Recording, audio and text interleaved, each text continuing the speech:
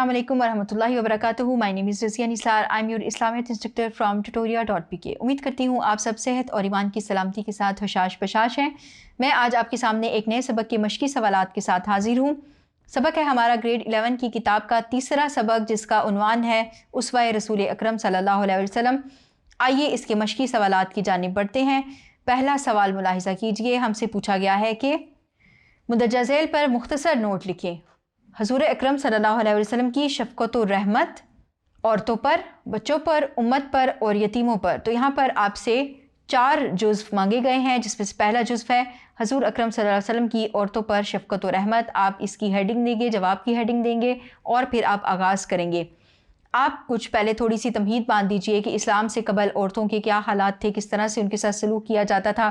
फिर इस्लाम आया, औरतों को बहैसियत माँ, बेटी, बीवी, तमाम तर हकूक़ उसको अता किए। मर्दों पर ज़िम्मेदारी आयद की कि उन्होंने औरतों के नान नफ़क़े और देखभाल का ख़याल करना है। रसूलुल्लाह सल्लल्लाहु अलैहि वसल्लम ने फरमाया, अल जन्नतु तहत अक़दामिल उम्महात, जन्नत माँओं के कदमों तले है।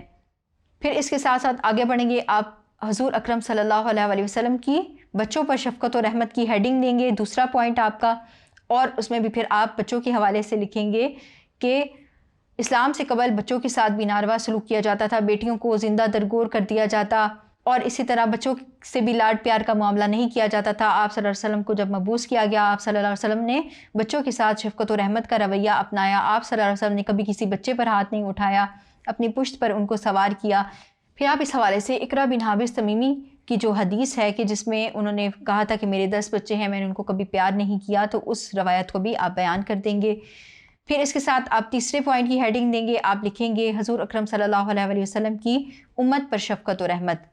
इस हवाले से आप अपने जवाब का आगाज़ करेंगे। आप लिखेंगे रसूलुल्लाह सल्लल्लाहु अलैहि वसल्लम अपनी उम्मत पर नहायत मेहरबान थे, शफ़ीक़ थे, और आयत का रेफरेंस दे देंगे, लक़द जाअकुम रसूलुम मिन अनफुसिकुम अज़ीज़ुन अलैहि मा अनित्तुम हरीसुन अलैकुम बिल मुमिनीना रऊफ़ुर रहीम।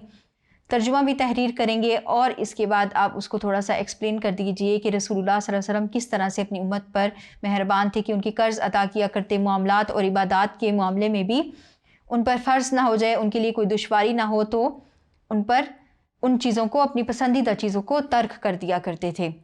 जिसमें हमने मिसवाक का जिक्र किया, तरावी का जिक्र किया, तो इन तमाम मिसालों को आप बयान करेंगे। फिर अगला नुक्ता, चौथा नुक्ता आपका है हजूर अकरम सल्लल्लाहु अलैहि वसल्लम की यतीमों पर शफ़क़त और रहमत। रसूलुल्लाह सल्लल्लाहु अलैहि वसल्लम खुद यतीम पैदा हुए थे, इसलिए यतीमों पर इंतहाई मेहरबान थे, शफ़ीक़ थे, उनके हक़ में उन पर दस्ते शफ़क़त रखा करते थे। और इसके साथ साथ आप सल्लल्लाहु अलैहि वसल्लम की हदीस है कि जिसने यतीम की कफ़ालत की तो मैं और वो जन्नत में साथ साथ होंगे। तो इन तमाम बातों को आप नुकात की सूरत में तहरीर करें, रसूलुल्लाह सल्लल्लाहु अलैहि वसल्लम की रवायत को बयान करें, हदीस को बयान करें, तो आपका जवाब मुकम्मल हो जाएगा। इन तमाम अज्जा को आपने हेडिंग्स के साथ अच्छे तरीके से बयान करना है। उम्मीद करती हूँ आपको सवाल नंबर 1 की समझ आई है। आइए बढ़ते हैं सवाल नंबर 2 की तरफ।